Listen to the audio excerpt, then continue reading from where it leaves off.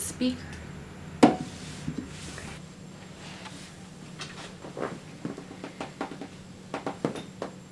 What's up? So, it's been a while. It's been a very long, long year, and a lot has happened. So, I'd like to apologize if I'm awkward at all. It's been a while since I've been in front of the camera, but I'm hoping to get in front of the camera more often, hopefully soon. I don't know. I'm not gonna, put that pressure on myself. So, starting out in 2018, it began, as you guys know, I was in competitive cheerleading for just a little short while. I was just subbing in for someone. And after the competition, we came back. Rod and I got back from Kentucky, and that night my mom came into the room while we were sleeping, yelling and screaming that there was a fire going on. I'm not going to give you guys a whole detailed explanation of that. Anyways, so the fire happened, and that was in January of 2018, very beginning of the year. And Rod and I had already gotten off to a good, gotten off on the right foot, gotten off on the right start, or right track, whatever. And then the fire had happened. Fast forward, pretty much, it was just honestly focusing on healing. I was going back and forth between living with the safety house, my Nana, and Rod, with his dad and his sister.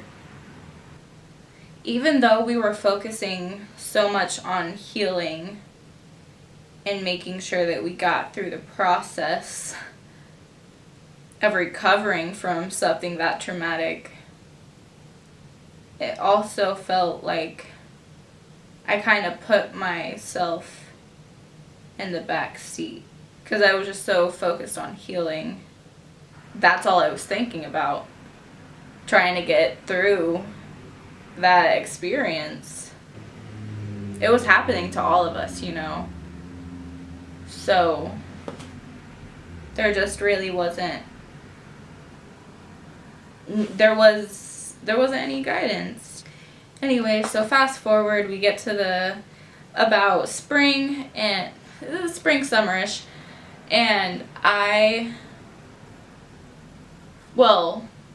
so I was on the team, I was subbing in for someone, fire happened, and then after the fire happened, I was just like, I'm not going to be able to keep subbing, just because it was way too much going on with me in my life. I couldn't try to commit to subbing in for someone else while also dealing with all of that. It was just too much. So I had to quit that. Fast forward to about early summer, I asked if I could start coaching there again, because it did bring me a lot of joy when I was coaching tumbling a while back, but I just didn't take it as seriously as I should have, because I was only like 15, and it was just a joke to me. I only had one shift a week, so it was just a little side hustle. So I started coaching there because they had a new coach. I was looking forward to the new coaching skills and techniques and everything that he was going to be bringing to the gym, and I thoroughly enjoyed my time coaching there. I was assistant coaching for about 2 months maybe, and it really just gave me a sense of fulfillment that I hadn't felt in a bit. And it was so fantastic just seeing all the kids learning new skills and just building a bond with all of them. Me coaching there wasn't working between my car it was junk. It wasn't safe to drive. It was about a 25-minute drive from Rod's house to the gym, so it was completely cross town, and I couldn't afford to keep making those trips in that car. And so there was that. And then unfortunately the situation with the new coach that they had brought in did not work, and that resulted in him leaving and resigning, and him being the reason that I had wanted to start coaching there at this particular gym again. It just didn't sit well with me, because he was just bringing a different atmosphere to the gym that I was more fond of than the past one. And it has nothing to do personally with the people at the gym. I love everyone at the gym. It's just when I was an athlete there, I didn't feel pushed enough. I wanted to bring that for the future generations of kids that were going to be cheering at this gym. So I decided to quit there as well, which was a very tough decision. Fast forward, we're in the summer now, and Rod and I are just working back to back to back to back shifts. So, you won't believe this. This will sound very insignificant, but I promise that it's gonna come together. But I wasn't feeling one day, and I was at work, and like everyone that is close to me works at my job. My mom, my sister, Rod, my old stepfather. It's a family business. That's what we like to call it. I was having back pain because I had like overstretched, or I had strained a muscle because I was going too hard in the gym too early, getting back into things, and then I stretched it out too much after my session, and it was so tense after the workout that when I stretched it, it just... I don't think it snapped like that, but it just strained it. Anyhow, so my mom gives me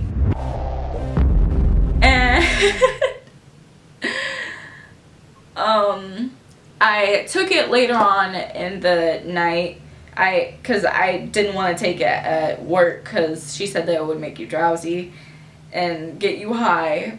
So I go home with Rod that night, and I take a sleeping pill along with them. And I'm sitting in the chair, and Rod and I are watching a movie, and he had just handed me the gallon of water, and I was drinking it, and I just put it down in my lap. And suddenly my vision just starts blacking out, like...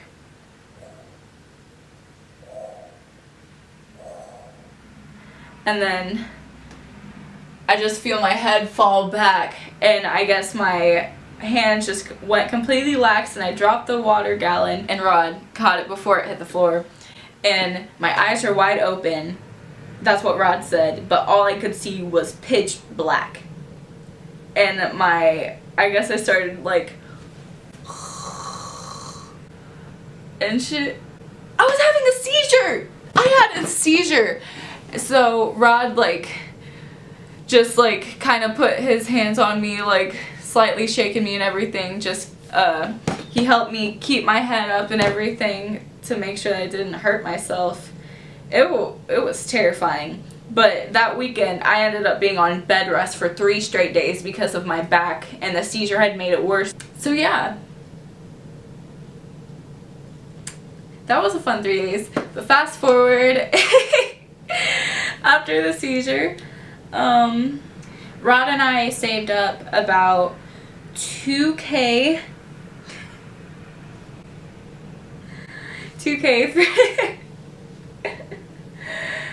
we saved up about $2K over the course of like 3 months. We were originally wanting to get a car, but unfortunately neither of us have credit, so that makes the insurance and expenses a lot more expensive. So we weren't able to afford a car, so after like we had tried and to get a car, and then a month later we just decided to put all of that money towards fixing up my Saturn Vue.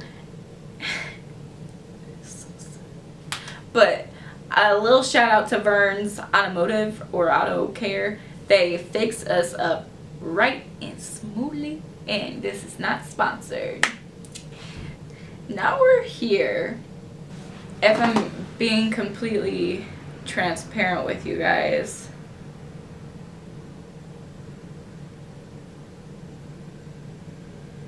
I haven't felt this unsure of myself for a while. And last year, my resolutions were confidence, communication, and convenience. And I think I just honed in on the physical confidence so much because of fear of relapsing with my past body and eating disorders, that I lost focus of what truly matters, the mental and emotional confidence. That I did not really work on at all. Looking back on last year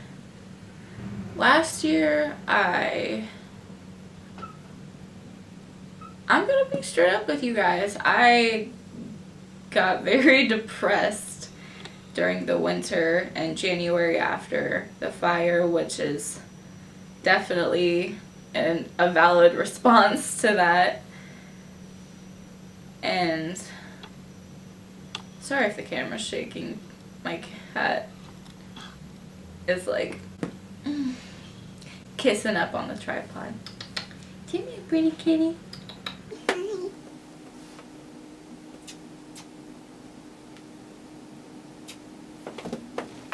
I was sleeping all the time, and that also had to do with just lack of vitamins, and I was experiencing libido loss at the mere age of 18.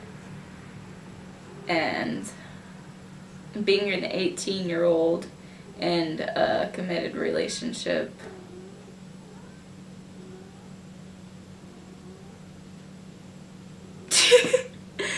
being 18 and being in a committed relationship, we were on 3 years last year, and experiencing libido loss is very, very scary, and it was extremely hard to not feel like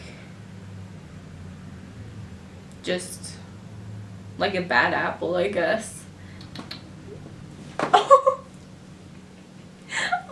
hi, bud. Hi.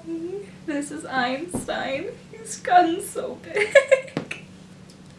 That had made me feel extremely insecure, as you can imagine, and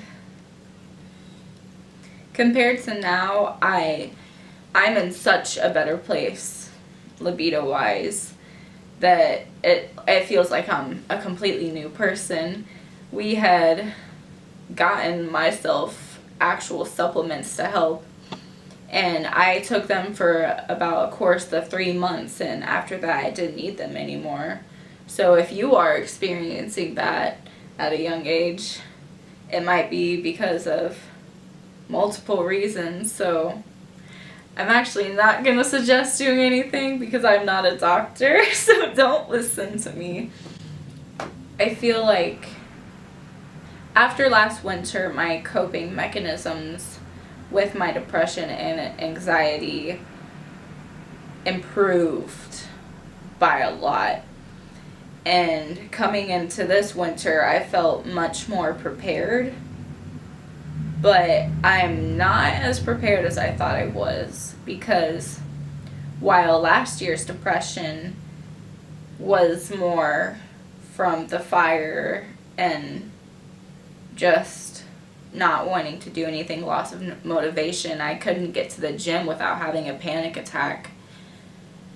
And I don't have any of those problems anymore, but now everything is coming from my anxiety. So what this means is that I'm constantly overthinking things. When I'm having conversations with people, I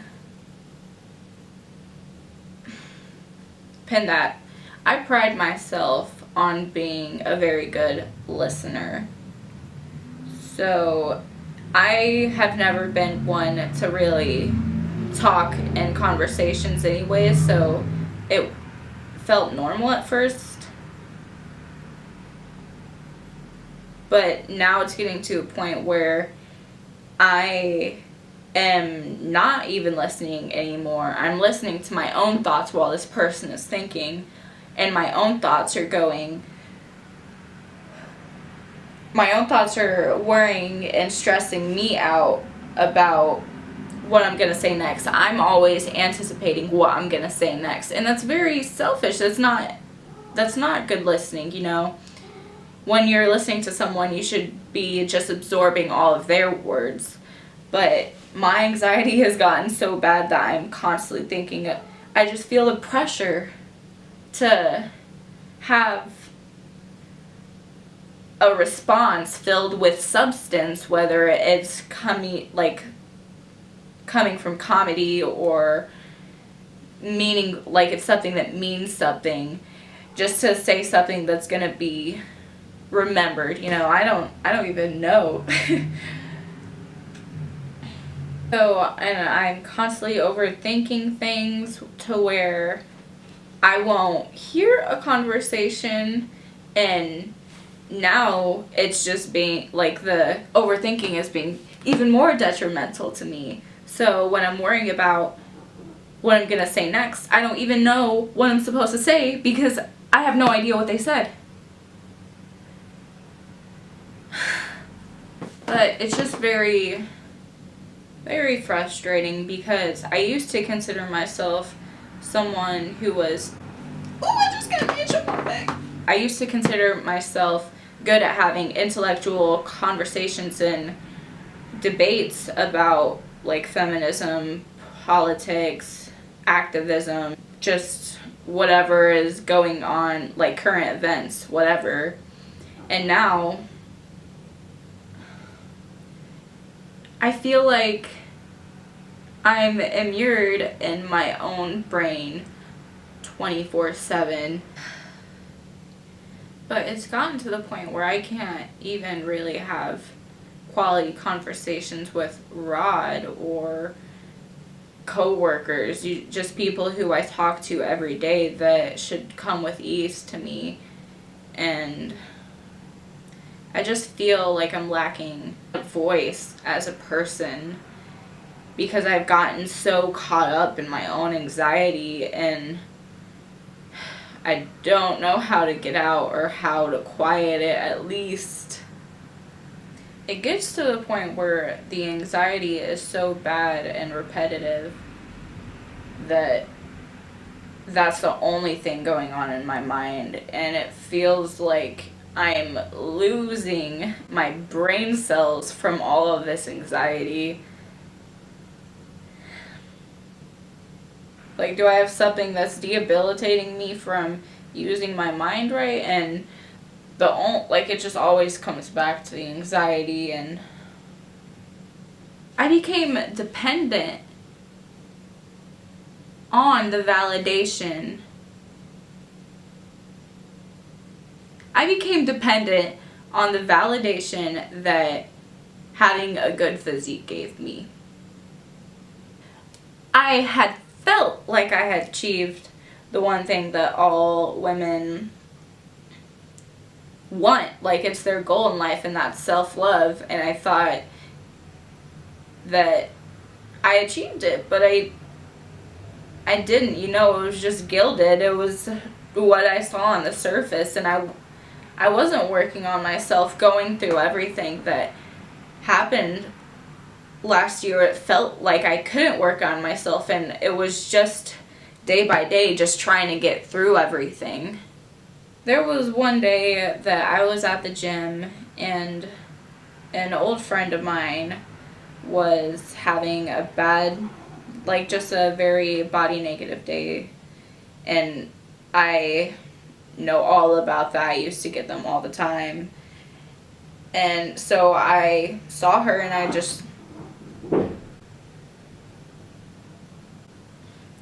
reached out to her while I was at the gym in the locker room, and she just spoke about how it looked like pretty much how I had it all together because I look good. But I can assure you that that's not the case, because it feels like that's all I have. So I guess this year I just want to build myself back up again. Last year was just getting through it. I don't want to just survive, I want to conquer. So, I mean, at least we've got the body, like the body image issues down. Now it's time to see what I can really make of myself. If there's any message or advice that you guys could take from this cacophony of a video, I guess it would be that if you're gonna try to accomplish self-love, do it from the inside out. Otherwise, you're just gonna be a hollow China doll.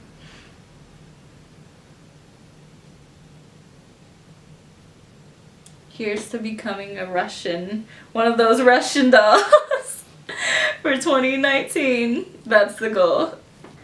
I'll catch you guys later.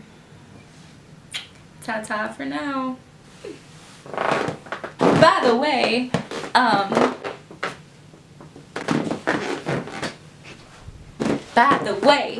I will be having more fitness videos out, but I would like to make this channel more inclusive and not just fitness exclusive.